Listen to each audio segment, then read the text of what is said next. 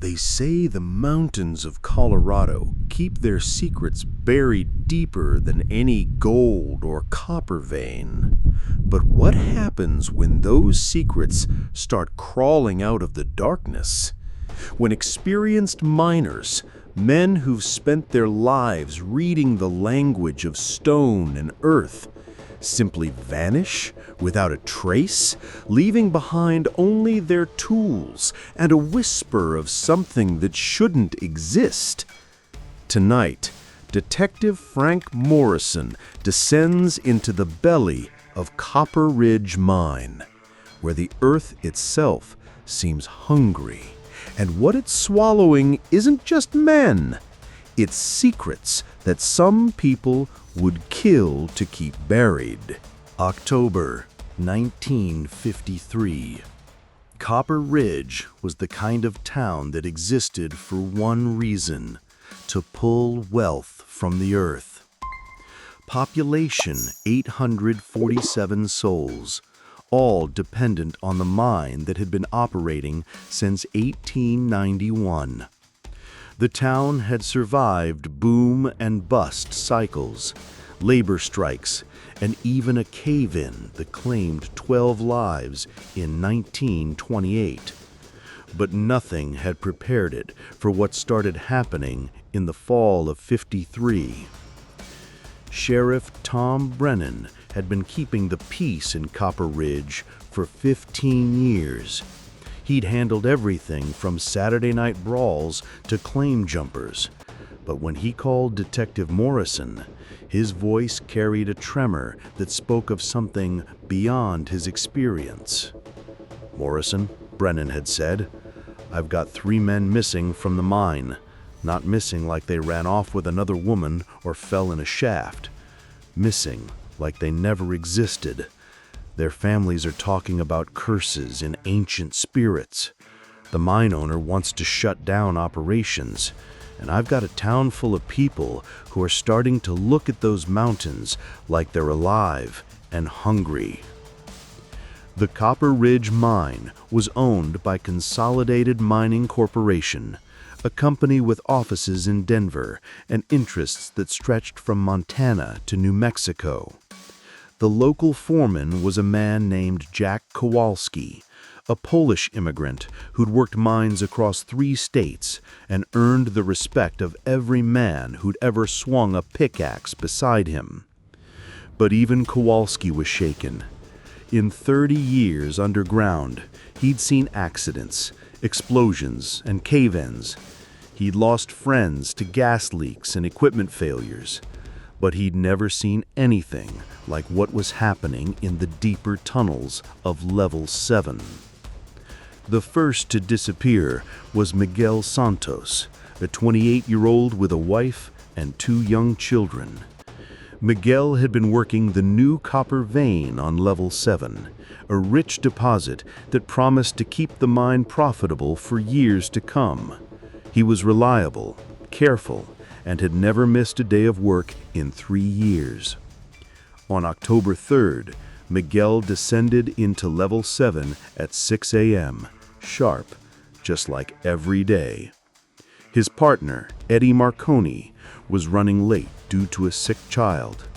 When Eddie arrived at the worksite 30 minutes later, he found Miguel's tools laid out perfectly, his lunch pail unopened, and absolutely no sign of the man himself. The search for Miguel Santos lasted 3 days. Every tunnel, every shaft, every dead end on Level 7 was combed by teams of experienced miners. They found nothing. No body, no blood, no signs of struggle. It was as if Miguel had simply stepped into the darkness and been absorbed by it. What troubled the searchers most was the condition of Miguel's work area. His tools were arranged with military precision: pickaxe, sledgehammer, and chisel lined up as if for inspection. His water bottle was half empty, suggesting he'd been working for hours. But there was no evidence of any actual work being done. Eddie Marconi, Miguel's partner, was the first to mention the sound. "There was something down there," he told Sheriff Brennan. "A sound like breathing, but not human breathing. Deeper, like the mountain itself was alive." The second disappearance occurred exactly 1 week later. Robert Dutch Hansen, a 45-year-old veteran miner from Minnesota, was working a different section of Level 7. Dutch was known for his methodical approach and his ability to read rock formations like a book. If there was danger in a tunnel, Dutch would sense it before anyone else. Dutch's disappearance was even more puzzling than Miguel's. His partner, young Billy Thompson, had stepped away for exactly 5 minutes to retrieve a new drill bit from the surface. When Billy returned, Dutch was gone. But this time, there was evidence of something having happened. Dutch's pickaxe was embedded in the tunnel wall, driven so deep that it took 3 men to extract it. The blow had been struck with tremendous force, far more than any human could generate. Nearby, carved into the rock face, were symbols that no one in town could identify. The symbols were ancient-looking, carved with precision that suggested they weren't random scratches, but deliberate markings. Sheriff Brennan photographed them and sent copies to the University of Colorado, but the professors there were baffled. The symbols didn't match any known Native American petroglyphs or mining marks. The third disappearance shattered whatever composure the town had left. Frank Delacroix, a 35-year-old of French-Canadian descent, vanished on October 17th. Frank was the most experienced deep-shaft miner in 3 counties, a man who could navigate the underground maze with his eyes closed. Frank's disappearance was different from the others.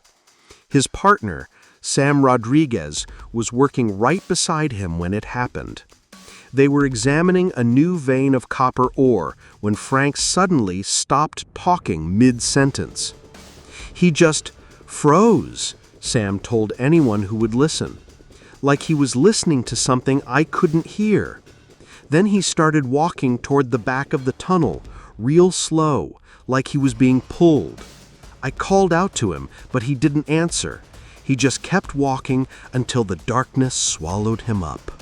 Detective Morrison arrived in Copper Ridge on October 20th, 3 days after Frank Delacroix's disappearance. The town that greeted him was a place transformed by fear. Men who had spent their entire lives underground were refusing to enter the mine. Families were packing up and leaving despite having nowhere else to go. Sheriff Brennan met Morrison at the train station, and the relief in his eyes was palpable.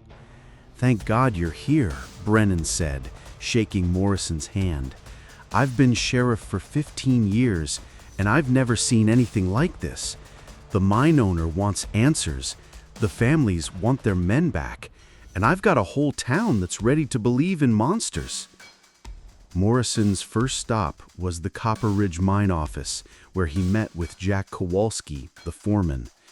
Kowalski was a man of few words, but his silence spoke volumes.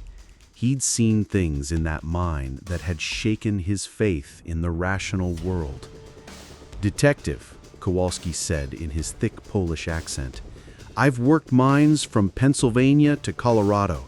I've seen men crushed by falling rock, poisoned by gas, burned by explosions.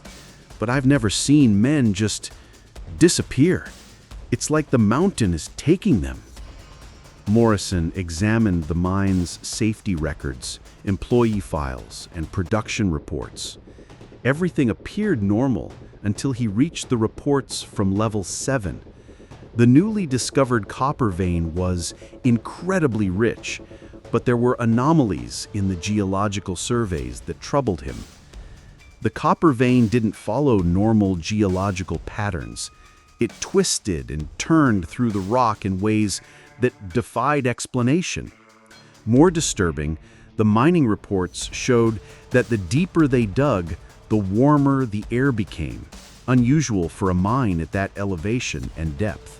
Morrison's investigation began with the people who had the most to gain, or lose, from the mine's operations. In a town like Copper Ridge, everyone's life was connected to the mine, but some connections ran deeper than others. Margaret Delacroix, Frank's wife, seemed the picture of the grieving spouse, but Morrison noticed inconsistencies in her story. She claimed to have been at home when Frank disappeared, but neighbors had seen her near the mine entrance around the time of his vanishing. Frank had been acting strange lately, she told Morrison, dabbing her eyes with a handkerchief. He'd come home from work talking about voices in the tunnels, about the mine being cursed. I thought he was just tired. But Morrison discovered that Margaret had been meeting secretly with someone, a man in an expensive suit who definitely wasn't from Copper Ridge. When Morrison pressed her about the meetings, Margaret's composure cracked.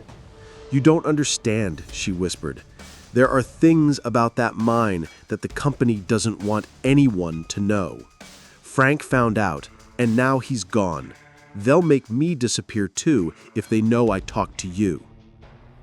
Dr. Henry Ashford had arrived in Copper Ridge 2 months before the disappearances began. He claimed to be a geological consultant, hired by Consolidated Mining Corporation to assess the new copper vein. But his credentials didn't quite add up.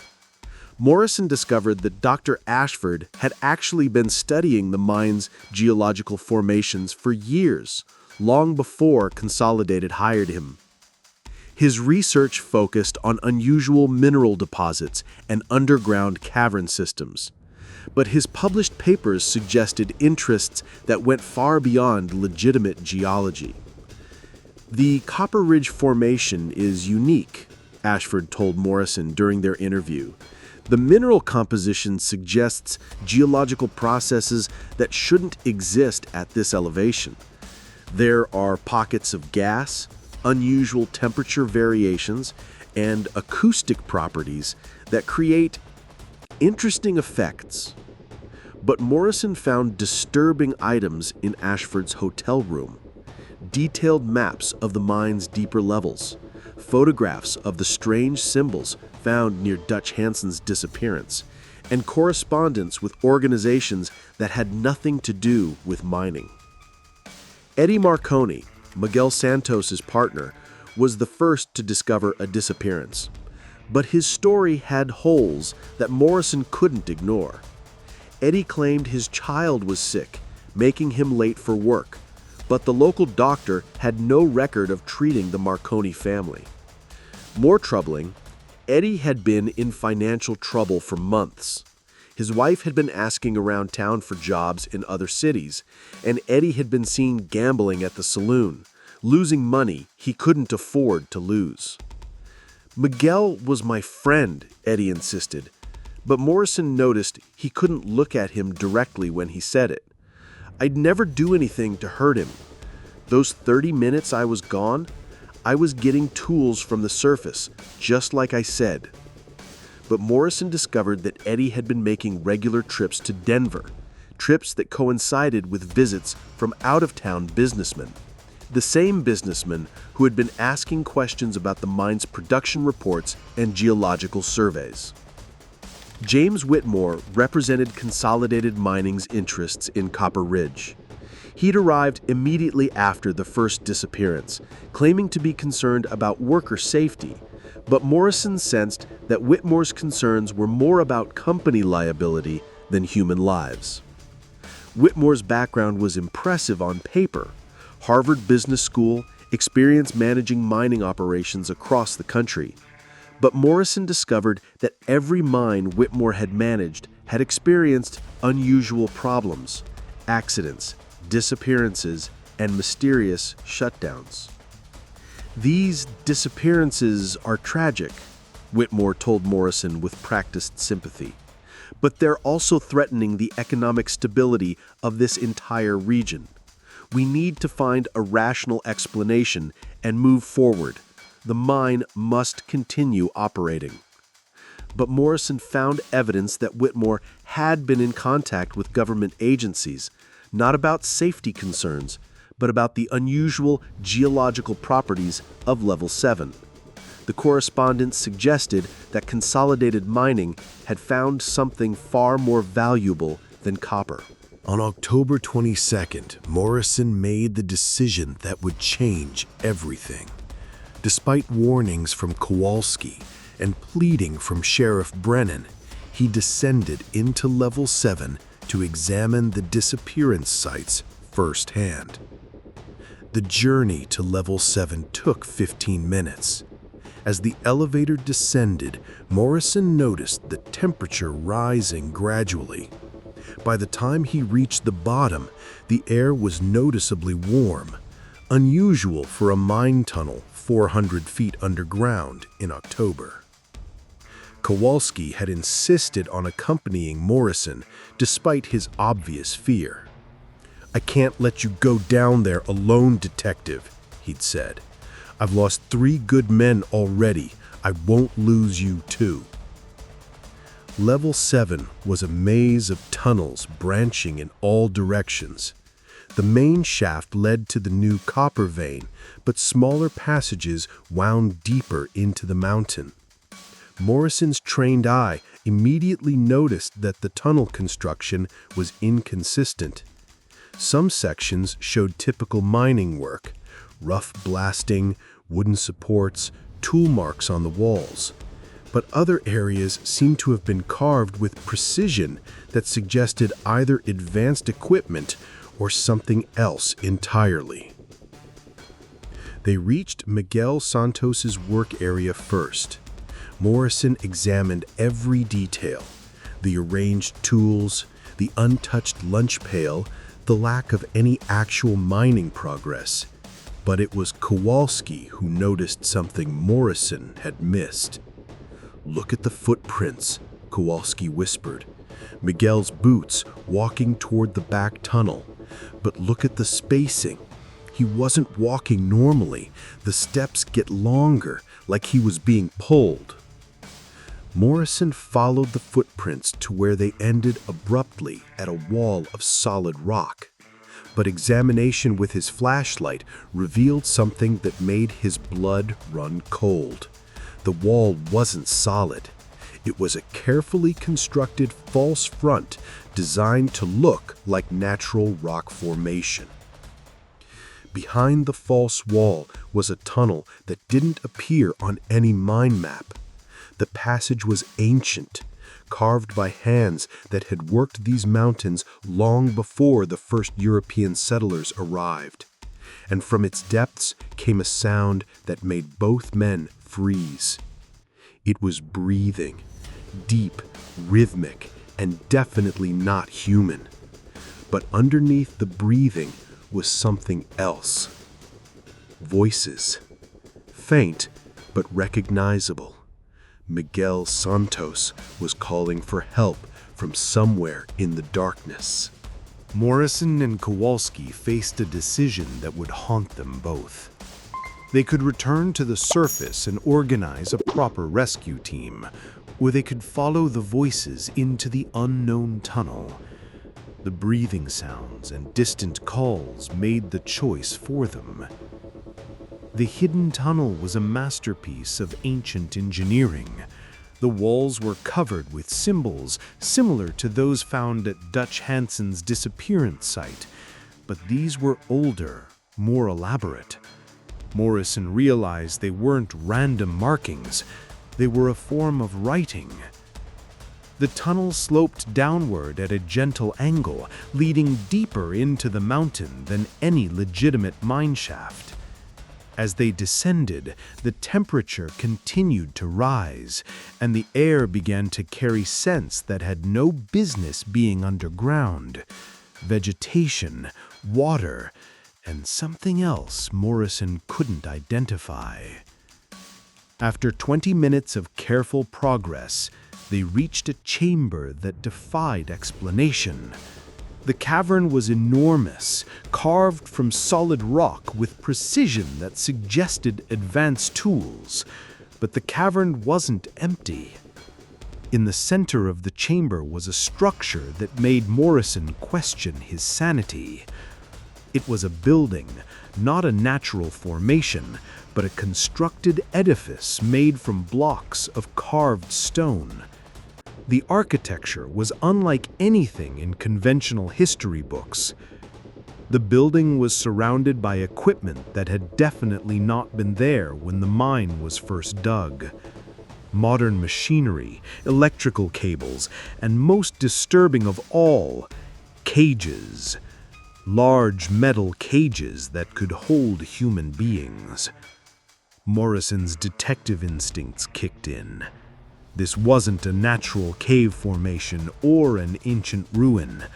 This was an active operation hidden beneath the legitimate mining activities. Someone had been using the mine as cover for something far more sinister. The voices they'd heard grew louder as they approached the building. Morrison recognized Miguel Santos's voice, but there were others. Dutch Hansen, Frank de la Cruz, and voices he didn't recognize. All of them calling for help from somewhere inside the structure. But as they reached the building's entrance, Morrison realized they weren't alone in the cavern. Lights were approaching from the tunnel they'd just descended. Multiple lights, moving with purpose. Someone had been watching them, waiting for them to discover the secret. Morrison and Kowalski hid behind the ancient structure as three figures entered the chamber. In the lamplight, Morrison could see their faces clearly. Dr. Henry Ashford, James Whitmore from Consolidated Mining, and a third man he didn't recognize, whose military bearings suggested government involvement. "The detective is more resourceful than we expected," Whitmore was saying to his companions. "But this actually works in our favor. We can eliminate him here, make it look like another disappearance. The mine will shut down, and we'll have exclusive access to the site." Ashford nodded grimly. The geological surveys were correct. This chamber and the structure within it are at least 1,000 years old, possibly older. The mineral deposits are unlike anything in modern geology. If we can extract and analyze them, the applications could revolutionize multiple industries. The third man spoke with authority that confirmed Morrison's suspicions about government involvement. "The missing miners are being held in the lower levels of the structure. We need them alive for now. They're our test subjects for the mineral's effects on human physiology." Morrison realized he was witnessing something far beyond a simple mining conspiracy. The disappearances, the ancient structure, the unusual mineral deposits, they were all connected to an operation that combined corporate greed with scientific experimentation and government cover-up. The breathing sounds they'd heard weren't supernatural. They were coming from ventilation equipment hidden throughout the chamber. The ancient structure was being used as a laboratory, and the missing miners were being held as test subjects for experiments involving the unusual minerals found in Level 7. Morrison made a decision that would either save the missing miners or get everyone killed. He stepped out from behind the structure, his service revolver drawn, and confronted the three conspirators. "Detective Morrison," Whitmore said without surprise, "we've been expecting you. You're quite the persistent investigator. Unfortunately, your persistence ends here." But Morrison had spent his career preparing for moments like this. "I've already contacted the FBI," he said calmly. "They know about the disappearances. about Consolidated Mining's unusual interests and about the government involvement. You can kill me, but you can't stop what's already in motion. It was a bluff, but a convincing one. Morrison had learned to read people, and he could see doubt creeping into their eyes. The government operative was calculating risks, Ashford was reconsidering his involvement, and Whitmore was realizing his carefully laid plans were unraveling. The standoff was broken by an unexpected sound. Footsteps coming from the tunnel entrance. Sheriff Brennan appeared with 6 armed deputies, having followed Morrison into the mine despite his protests. "Sorry, Detective, but I couldn't let you face this alone. Good thing, too, looks like you've found our missing miners and a whole lot more." The rescue of the missing miners took 6 hours. Miguel Santos, Dutch Hansen, and Frank Delacroix were found alive but weak in the lower levels of the ancient structure. They had been subjected to experiments involving exposure to unusual mineral compounds found only in the deepest parts of the mine. Dr. Ashford's research revealed that the minerals in Level 7 had properties that could affect human neurological systems. The voices in the tunnels that several miners had reported were actually auditory hallucinations caused by prolonged exposure to mineral dust. The ancient structure turned out to be a natural cave formation that had been modified by Native American tribes centuries ago. The advanced carving was actually sophisticated but traditional stonework, made mysterious by years of mineral deposits and modern electrical installations. James Whitmore and the government operative were arrested on charges of kidnapping, conspiracy, and conducting illegal human experiments. Dr. Ashford cooperated with authorities and received a reduced sentence in exchange for his testimony about the operation. The investigation revealed that Consolidated Mining Corporation had discovered the unusual mineral properties months ago. Instead of reporting their findings to appropriate authorities, they had partnered with a classified government research program to study the mineral's effects on human subjects. The missing miners had been taken not by supernatural forces, but by a conspiracy that used their legitimate mining work as cover for illegal experimentation. The disappearances were carefully staged to look mysterious while actually being systematic kidnappings. Spring came early to Copper Ridge in 1954. The mine had reopened under new management with strict federal oversight and comprehensive safety protocols. The town's population had stabilized at 823 souls. Some families had left during the crisis, but new workers had arrived, drawn by the promise of legitimate employment and proper working conditions. Miguel Santos returned to work in March, but not in the deep tunnels. The prolonged exposure to the experimental mineral compounds had left him with periodic dizzy spells and mild memory gaps. He now worked surface operations, training new miners in safety procedures. His experience had made him something of a legend, the man who survived the Vanishing. Dutch Hansen had recovered completely and become the mine's new foreman after Jack Kowalski retired early. Dutch's methodical approach and his first-hand knowledge of the mine's dangers made him the perfect choice to ensure nothing like the conspiracy could happen again. Frank Delacroix had the hardest recovery. The experiments had affected his nervous system, leaving him with tremors that ended his mining career.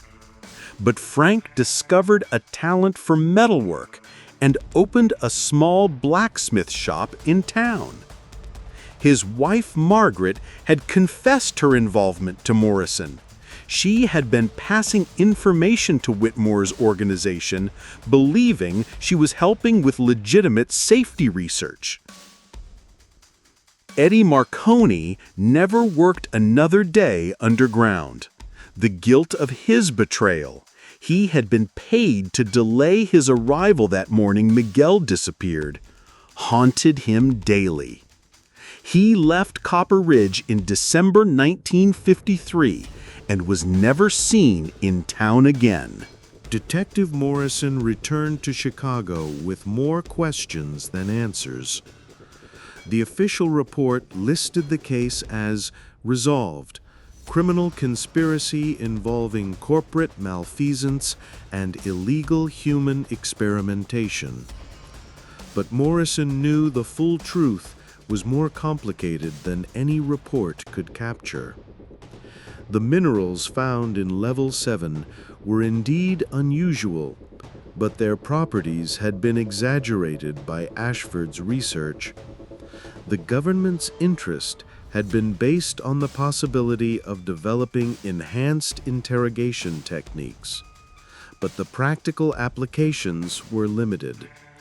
The conspiracy had been built on greed, scientific ambition, and the assumption that 3 missing miners from a small Colorado town would never be missed.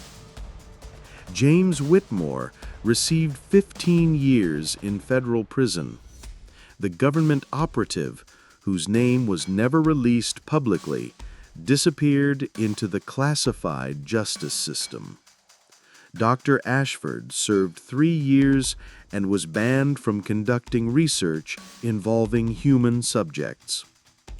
Consolidated Mining Corporation faced congressional hearings and federal oversight, but the company survived.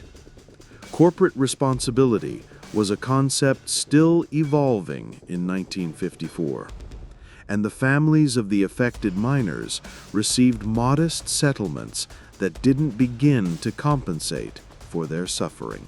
Morrison had solved the case, but victory felt hollow. 3 good men had been used as laboratory subjects by people who saw them as expendable. An entire town had lived in terror while corporate executives and government officials pursued their secret agenda. The case had taught Morrison something troubling about the world he lived in. The monsters weren't always supernatural beings lurking in dark tunnels. Sometimes they were men in inexpensive suits, hiding behind legitimate organizations, viewing human lives as acceptable costs for their ambitions. Sheriff Brennan wrote to Morrison monthly, updates on the town's recovery and the ongoing federal oversight of mining operations. The letters always ended the same way. Thank you for believing us when no one else would. The Copper Ridge case became a template for Morrison's future investigations. He learned to look beyond the obvious suspects and supernatural explanations to find the human greed and institutional corruption that often lurked beneath mysterious disappearances. The case also established Morrison's reputation with federal authorities. His ability to navigate complex conspiracies involving corporate and government interests made him the go-to investigator for cases that crossed jurisdictional lines. But perhaps most importantly, the Vanishing miner case reminded Morrison why he became a detective in the first place: to give voice to those who couldn't speak for themselves, to find truth in places where others saw only profitable mysteries, and to ensure that justice reached even the most remote corners of America. Next time on Detective Morrison Files. When 3 wealthy Chicago socialites disappear during a charity gala at the historic Greystone Manor, Morrison discovers that the city's elite harbor secrets darker than any mining conspiracy. In The Greystone Vanishing, Morrison faces his most dangerous adversaries yet. People with the power to make not just individuals disappear, but entire investigations. Some mysteries hide in mountains.